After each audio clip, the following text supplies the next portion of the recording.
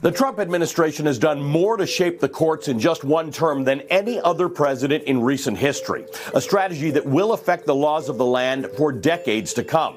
Since taking office, Trump has nominated a whopping 234 federal judges. 174 of those have been confirmed.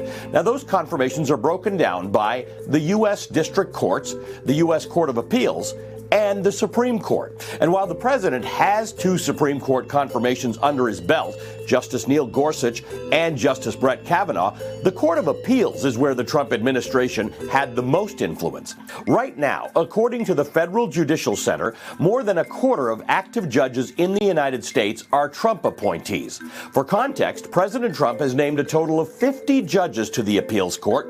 Compare that to President Obama's total of 55 during his entire 8 years in the White House. And at this point in Obama's presidency, he had only confirmed 24 appeals court judges.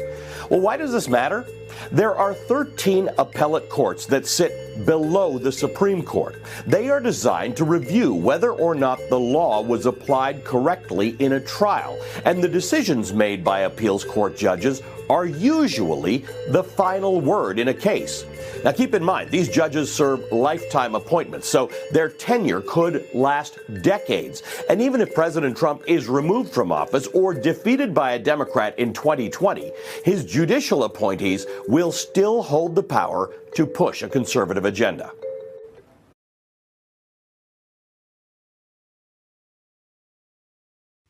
Hey, NBC News viewers, thanks for checking out our YouTube channel. Subscribe by clicking on that button down here and click on any of the videos over here to watch the latest interviews, show highlights, and digital exclusives.